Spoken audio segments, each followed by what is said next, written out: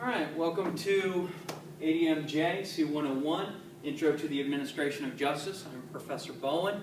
I like to do these videos to kind of introduce myself, give a little personal touch to the online environment. I'll be doing these once a week, and it'll be kind of a recap of the discussion questions. So you guys will do your discussion question, and then I'll place a video up for that week. So, first of all, this should be the textbook that you have, hopefully. It is the Criminal Justice Today by Schmalinger, and it is the 13th edition. So hopefully you have that text. The syllabus, once you log on, as you can see right here at the very top is the syllabus. There's a link for that. I've already opened one up, so we're going to look at a couple of key important things there in the syllabus. It is important to go through this. A lot of great information. It's a little lengthy. It's 13 pages, but it is important to go through that. It has a lot of really good information for you.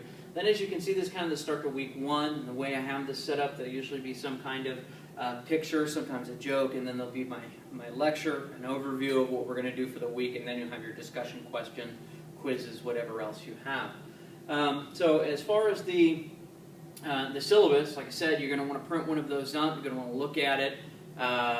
If we move down here to the bottom of week one, we see that there is a getting to know you. This is a link I want you to click on. Give me a short bio about yourself. Let myself and the class know who you are, where you're coming from, what your goals are for this class, what your goals are overall.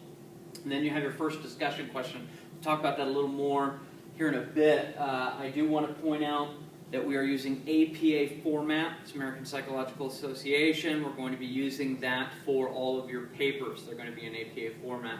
That's important because APA is kind of the social sciences format that you'll use for the rest of your educational career. So if you stay in criminal justice or administration of justice, any kind of law enforcement, as you move through for your bachelor's, master's, PhD, then it'll all be in APA format. So I want you to get that practice right now. As we click on here and look at the syllabi, there's a couple of pretty important things.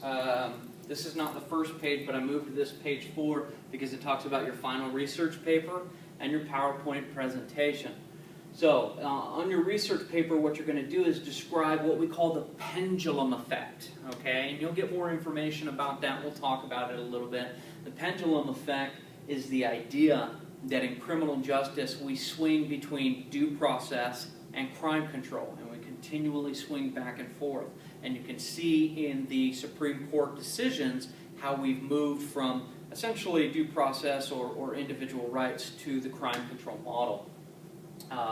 So I want you to provide examples in the form of historical landmark cases. You're going to want to use landmark cases like Mapp v. Ohio or Miranda v. Arizona. Talk about how they altered the zeitgeist of the criminal justice system. And zeitgeist is just a funny word for intellectual atmosphere. So how it affected the intellectual atmosphere of the criminal justice system. I want you to identify the political, social, and ideological pressures that may have influenced this shift. If you are not familiar with APA format, it's very important you go to the Writing Center, maybe come down to the library, and get some information on APA formatting. So that's going to be important. Now your PowerPoint presentation, you're going to select one of the topics, which are racial profiling, jury selection, prison overcrowding, or criminalistics. Now criminalistics is forensics, so you want to look into one of those. You're going to pick one of those and you're going to create a presentation, 10 to 15 slides. Now your slides should just have bullet points on them, and then in the notes section of the slide, you're going to put your narrative as if you were teaching it. Okay, so you're going to create a PowerPoint presentation in that way. And if you have any questions, you can email me or call the office, and I'll walk you through that the best I can. If we move a little bit further down, we'll see the breakdown of all the assignments that we have. So as we move down here, we see that we have discussion post, final essay project, which we talked about, assessments, quizzes, your PowerPoint presentation, your class responses, midterm, and final exam. Now, when we talk about the discussion post, there's a format that I want for that. There's 10 possible points every week, and those add up very quickly. You get 5 points total for your discussion question.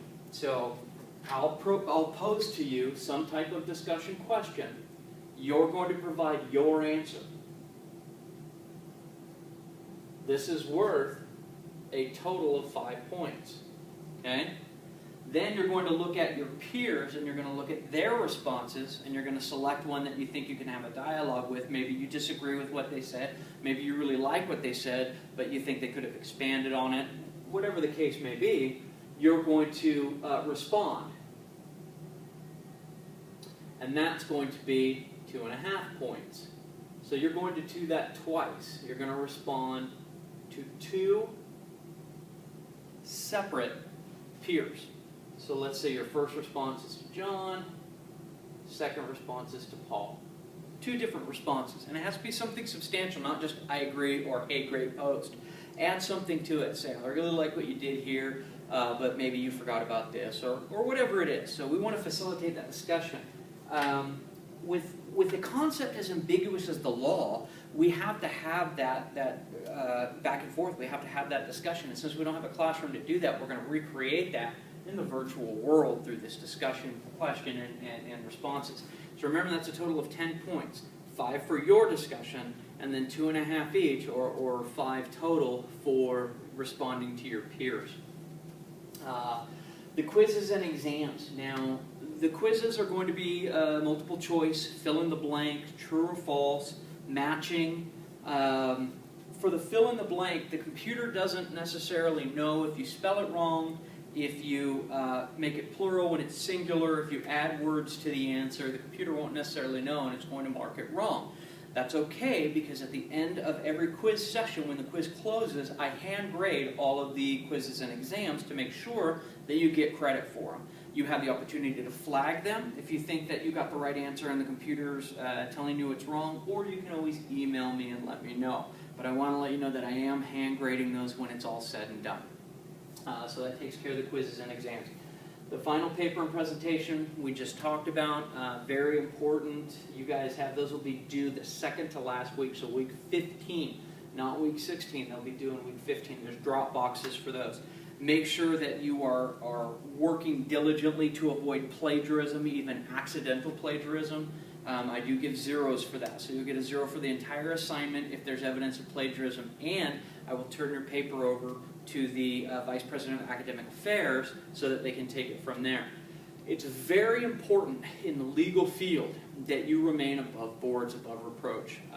For those of you unfamiliar with the Brady Act, as far as law enforcement officers, prosecutors can now dig into the history of a law enforcement officer. It's to prove that you're trustworthy when you're up there on the stand giving your testimony. So something like a plagiarized paper in a community college you may not think is a big deal. As a law enforcement officer, that can come back to haunt you, and that can violate Brady, making you what's called a Brady cop, and then you stand a chance of no longer being employed where you are. So very important to avoid plagiarism at all costs. Aside from that, and I hate to sound cliche, but it robs you of the academic journey. It's very important that you're doing this research on your own and not just taking it from someone else. I will say that there's some times that someone else says it better than you can, and that's okay. You can take short clips from someone else, right? Put them in quotation marks and have a direct quote, as long as you correctly cite it. With that being said, remember that you only want about 12% of your paper to be direct quote, so it doesn't mean you can just cut and paste somebody else's work, throw in quotation marks, put a reference there and say, hey, it's good. That's not the way it works. So you want to use those very, very sparingly, all right? If you have questions about that, we have great resources at the library and the Writing Center to make sure that you are not plagiarizing, to make sure that you understand APA format and what we're looking for. Other than that, if you have questions, comments, or concerns, if you print up the syllabi, you're going to see that there is an area there with all my information right on top. So you've got my email address. I respond within 12 hours. You have the office number. I do run the police academies as well, so sometimes I'm off-site and don't get to my phone right away. So I'm going to give you my cell phone number. Please don't abuse it. Don't prank call the professor in the middle of the night.